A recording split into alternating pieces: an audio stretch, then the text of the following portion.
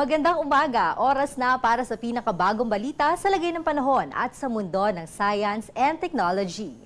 Ako po si Jel Miranda and we welcome you to DOS TV, the channel that delivers science for the people. Kilalanin ang ilan sa ating mga national scientist at academician ng National Academy of Science and Technology Philippines maya-maya sa Sinisiyensya. Pero bago yan, alamin muna natin ang lagay ng panahon mula sa DOST Pag-asa dito sa aming weather update.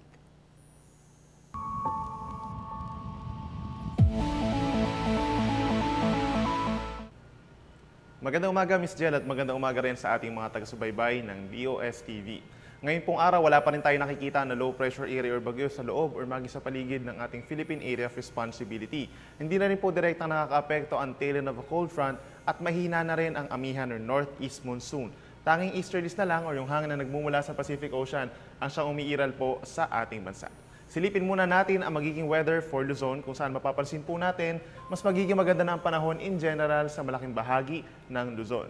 Medyo mainit nga lang po pagsapit ng tanghali dahil sa easterlies at sa dakong hapon bahagyang maulap hanggang sa maulap na kalangitan ng mararanasan na may tsansa ng mga pulupulong pagulan or pagkidlat pagkulog na mas mataas sa may eastern portion ng Luzon. Sa mga kababayan po natin sa Visayas, asahan ng maulap na kalangitan dito sa may eastern part, sa Samar and Leyte provinces dahil sa easterlies. Possible din ngayong araw ang light to moderate rains and isolated thunderstorms. For the rest of Visayas, makakaranas ng bahagyang maulap hanggang sa maulap na kalangitan, mas magandang panahon pero meron pa rin mga pulupulong pagulan or pagkidlat pagkulog. Panghuli sa ating mga kababayan po sa Mindanao sa may eastern portion din, particularly Caraga region, makakaranas ng maulap na kalangitan na may kasamang light to moderate rains and isolated thunderstorms. Habang sa natitirang bahagi ng Mindanao, improved weather po tayo at bahagyang maulap hanggang sa maulap na kalangitan ng mararanasan, possible pa rin ang mga panandaliang buhos ng ulan. Silipin naman natin ang magiging temperature and weather sa ilang key metros and city ng ating bansa. Sa Metro Manila, asahan for the next 3 days ang maganda at maliwalas na panahon sa umaga at mainit at malinsangan po pagsapit ng tanghali. Posible pa rin ang mga pulupulong pagulan hanggang sa weekend. Temperatura natin maaaring umakyat sa 33 degrees Celsius. Sa ating mga kababayan po sa Baguio City, asahan din ang magandang panahon, so perfect po sa pagbabakasyon at medyo mainit pagsapit ng tanghali, 25 degrees Celsius, pero malamig pa rin pagsapit ng gabi, 14 degrees Celsius. Sa ating mga kaigsuunan po sa Metro Cebu, bukas po asahan pa rin ang bahagyang maulap hanggang sa maulap na kalangitan na may tsansa ng mga pulupulong pagulan, pero pagsapit ng weekend, magiging maulap at aasahan din ng mga pagulan, light to moderate rains and isolated thunderstorms. Temperatura natin maaaring umakyat pa sa 31 degrees Celsius. Panghuli sa ating mga kaigsuunan din sa Metro Davao, asahan sa susunod na 3 araw ang maulap na kalangitan na may tsansa ng mga light to moderate rains and isolated thunderstorms hanggang sa weekend. Temperatura natin on the average 25 hanggang 31 degrees Celsius.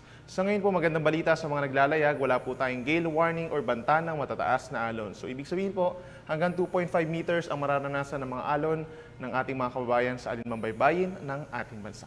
Si Haring Araw po ay lulubog 6:08 ng gabi mamaya at muli itong sisikat bukas 5:53 naman ng umaga. At yan muna latest mula dito sa Weather Forecasting Center ng DOST Pag-asa. Ako po si Benison Estareja na nagsasabing sa anumang panahon, pag-asa ang magandang solusyon. Happy Thursday po!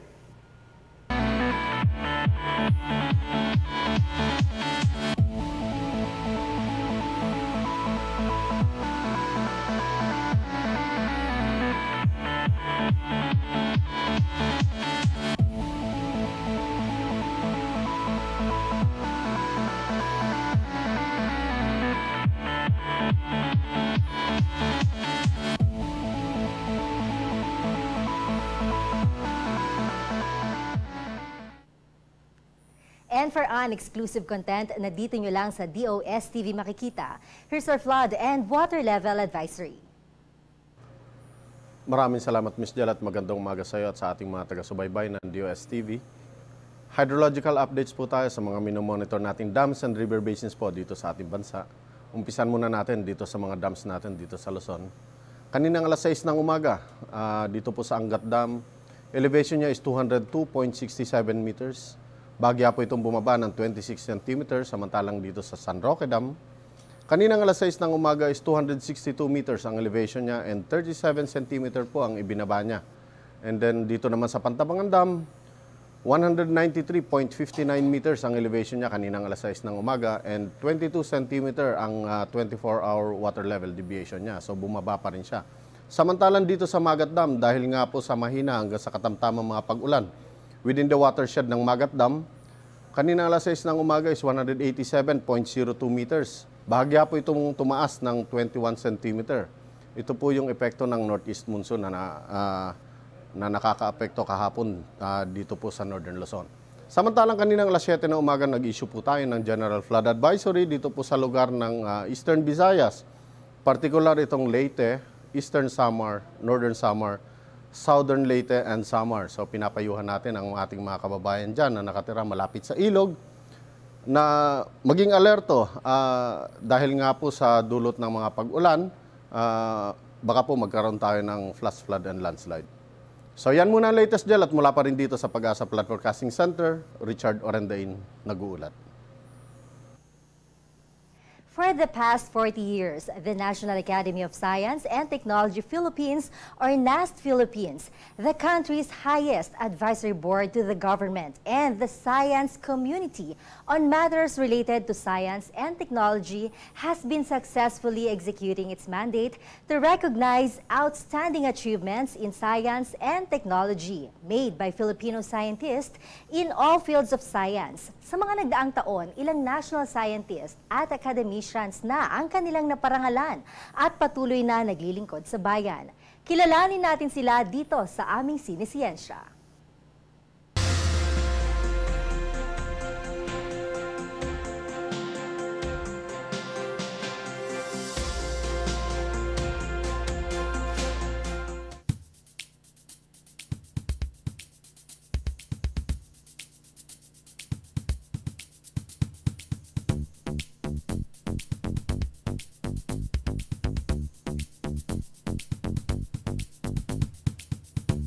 All over the world, people have come to realize that the progress of nations depend upon the ability of those nations to exploit new knowledge, new technologies.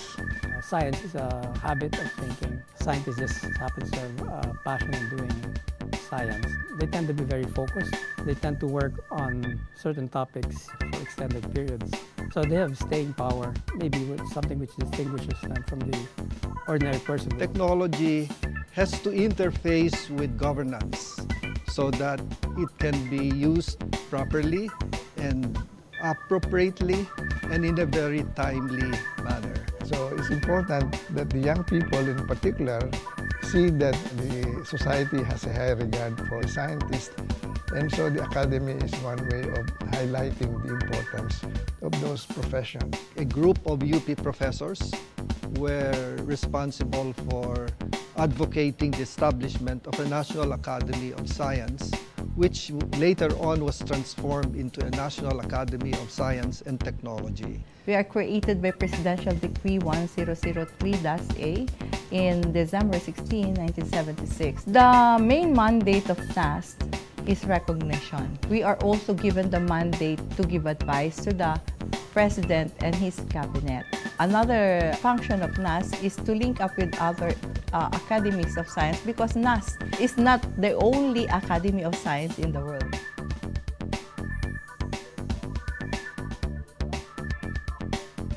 The Order of the National Scientists, they are really the highest symbols of achievement in science, and they receive special recognition from the President. The 6 divisions would be, you have the biological sciences, physical and mathematical sciences, agricultural sciences, medical, engineering, and the social sciences. They have a very select group. Right now, there are 15 national scientists who are living.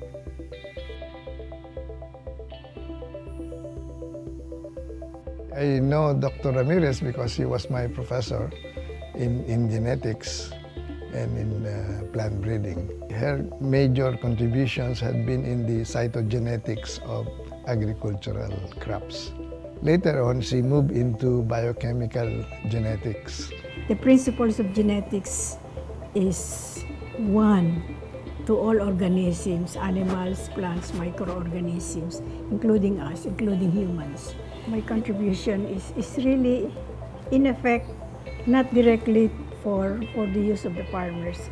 We sort of start it and then pass it on. What we produce, we move it to the plant breeders, and then the plant breeders are the one who sort of shape it up to whatever is the requirement in the field.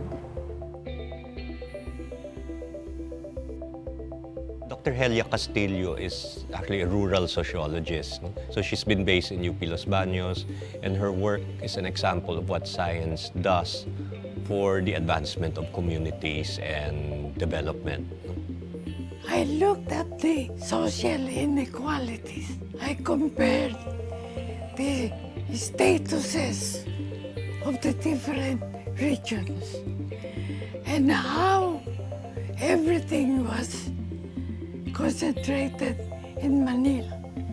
The second book was an attempt to analyze farmers' reaction to the first new rice varieties, because there was a lot of controversy. And I found out how enthusiastic farmers were. Dr. Juliano has made significant contributions in the field of rice research, in particular rice chemistry, and has contributed significantly to the research on the rice quality of table rice. Well, my work is on the chemical basis of grain quality. The perception of the consumer is that rice tends to result in diabetes, which is not the case. Ang mataas lang ang glycemic index, yung malagkit. National scientist Claire Baltasar is recognized as one of the leading entomologists in the country. She did a seminal work in the description and classification of Philippine insects. Nobody wanted to study small microscopic wasps that are beneficial. When the farmers spray, they should watch first what insects occur in their field. If there are more of destructive insects, then they go on to spray.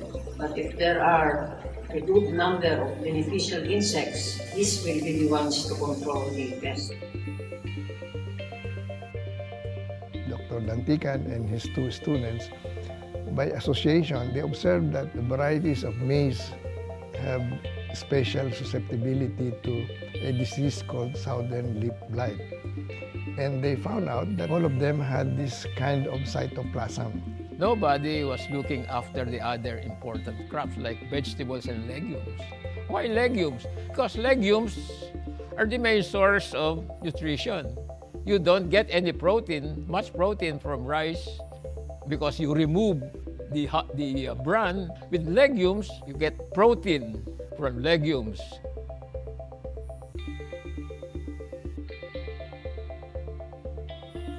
Si Dr. Loli Cruz, her achievements were in the field of marine biology, leading the work on cone snails. And these have many important implications in medicine. I've been working on toxins from marine snails that can kill people. What we did is to isolate the components of the venom. And in the process, we discovered a number of neuropeptides. These compounds that we have isolated, some of these peptides, conopeptides, are being developed as models for the development of drugs. In fact, there's one of these peptides which is primary alternative to morphine. Dr. Topacio was actually my professor when I was a veterinary student, and his field was public health. Dr. Topacio's work has been pioneering here. For example, he's a very firm advocate of rabies control. My main research is on leptospirosis. Some cases that they could not diagnose at first. Ang tawag nga nila nung una yung mga fever, joint pain, sakala nila flu. Eh, hindi pala, kaya nilalagay nila, hindi nila alam. FUO, fever of unknown origin. Later on, it was leptospirosis.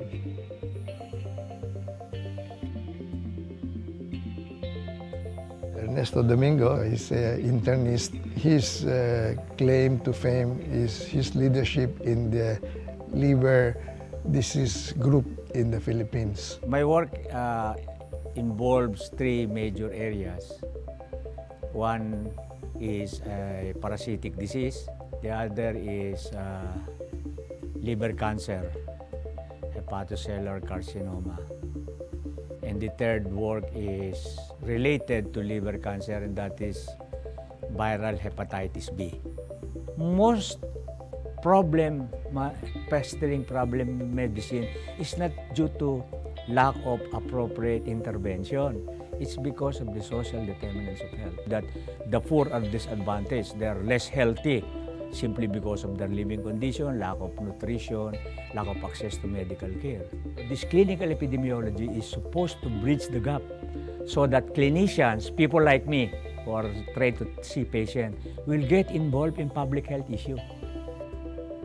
Si National Scientist Mercedes Concepcion, siya ay isang trailblazer sa larangan ng population studies. Marami sa mga policies ng gobyerno ay nakabase sa population studies. It is the towards establishing a population policy and a program of family planning.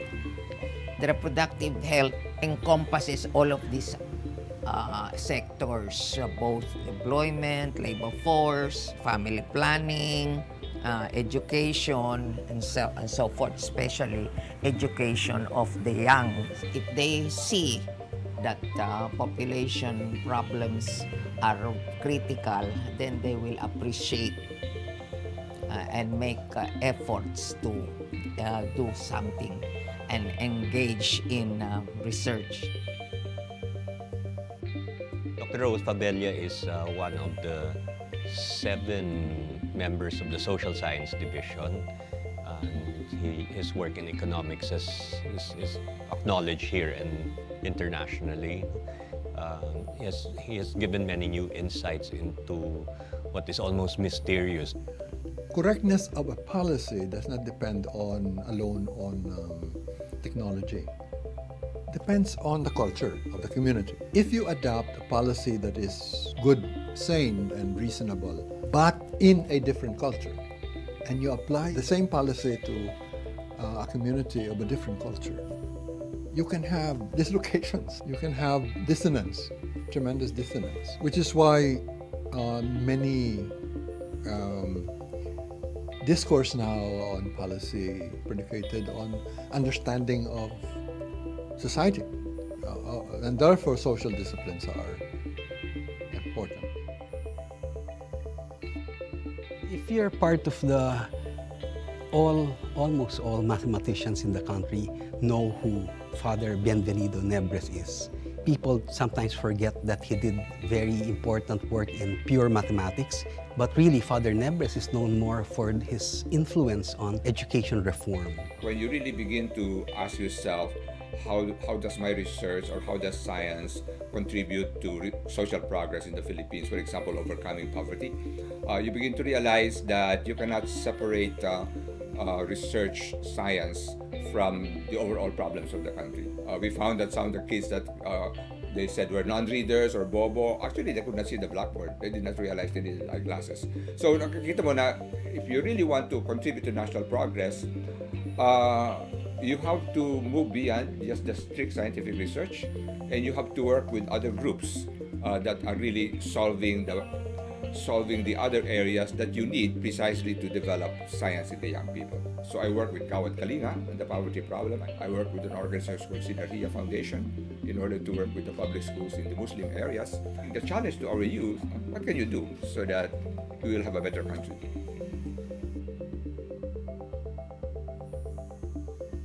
First thing you have to remember about Dr. Alcara is really, he stayed in Silliman University in Dumaguete for the longest time and really built up the marine biology program. He's a herpetologist, and that's where he made his mark. And eventually, Dr. Alcala has been involved in various biological activities, particularly conservation, marine conservation. We are a country with tremendous biodiversity, and this biodiversity has many uses. Amphibians, for example, can be indicators of climate change. My work was involved new ways of looking at our biodiversity. The marine protected areas, for example, has increased the fish catch of people, fishermen, fishing in coastal areas. Not only that, the coral reefs that are protected are very beautiful, and fish, and there are sources of fish for food, for export, and people are attracted to the coastal areas that have been developed into marine protected areas. Dr. Ramon Barba's work is quite well known because he has been working on mangoes, which has made significant contributions to the way we produce that kind of fruit in the Philippines. Instead of just one breeding season, he can produce mangoes 4 times a year. I started with fruit crops. I went into tissue culture in graduate school, but I was interested in both. So when I started working at the UPLB after graduation from university and graduate school, I did both. But that mango flowering was a special interest that I carried, and I still continue because of interest in it. I think the biggest inspiration is the complementary, yung mga comments ng mga boss ko na rinirespeto ko, and they tell you na maganda yung ginawa mo. Parang yun ang napaka-importante sa akin, na the product of all this effort. Ang Pilipinas ngayon ay isang major exporter ng seaweed. So napaka-importante yung contribution ni Dr. Trono sa pag-establish ng seaweed research dito sa Pilipinas. When you choose a field of study, you must choose that field where very little work has been done so that you can contribute a significant amount of information on your research. I always believe that the work of a research scientist must not only stop in the production of information about a certain problem or issue. I always advise young students, when he asked me, how is it possible for you to stay working in the same area of research for 4 to 7 years? I said, well, I enjoy what I'm doing. Very simple.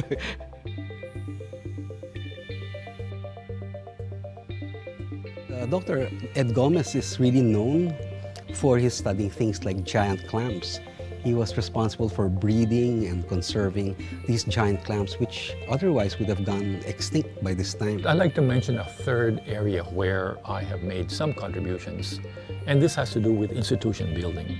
I don't know how it happened, but I was offered the job to start the Marine Sciences Center, a research center of the UP. So the Marine Sciences Center transformed into the Marine Science Institute in 1986. It has become the most scientifically productive unit or department in the University of the Philippines, and I would like to say in the country, because I was fortunate in having been able to recruit talented young people who were well motivated and who worked harmoniously.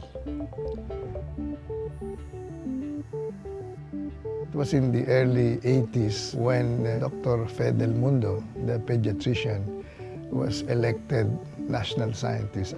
It was in 1980 when the National Academy of Science and Technology first recognized 10 outstanding young scientists. And by 1982, it became a regular program of the National Academy. NAS already have the Outstanding Young Scientist Awards, and as years goes by, there are many awards that had been added on. We also have the Philippine Talent Search for Young Scientists. The Philippine Science Heritage Center is an initiative of the National Academy of Science and Technology to bring science and technology to the level of school children and the youth, because they need to appreciate what Filipino scientists have done in spite of, many constraints, and in spite of our condition as a developing nation. We have a lot of things to be proud of. It's really been very difficult to say that we've always been moving as an academy, in the name of the academy, because many of the academicians are really engaged in many capacities in different government committees, in different universities, in different fields of endeavor of science. Science and humanities should never be detached from each other, because science can be very powerful, but it can also be very harmful. And in order for science to work for us, it's important to have that human dimension in order that science be to our advantage. Else, if we don't use the humanities, if there's no social dimension, there's no human dimension to our science, then it might be harmful. People always say that science and technology is the key to progress. Part of that is true, but this is a very complex issue, and one must get the best views from different approaches. Science and technology, it will give you a lot of core ideas, foundational ideas that one can use to look for solutions. But one must also look for insights from the social scientists and from even artists, because problems cannot be solved using only one approach. The biggest change, of course, is the way the media landscape has changed. Internet was not there in 1976, and the Academy is responding, as scientists should, to the new challenges of this media landscape, of being able to reach people, not just through old but new media as well. This is a real challenge, learning to communicate through social media and through internet. But we know that we have to start doing this to be able to affect policies and practices.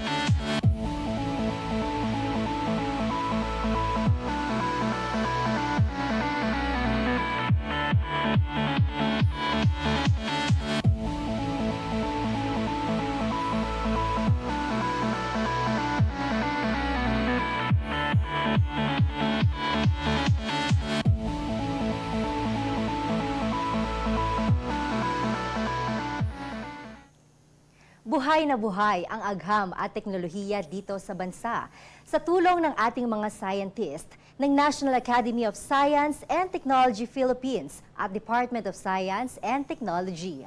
Patuloy din ang pag-agos ng kaalaman at kaunlaran dahil sa kanilang serbisyo, hindi lang sa science community, kung hindi maging sa bayan.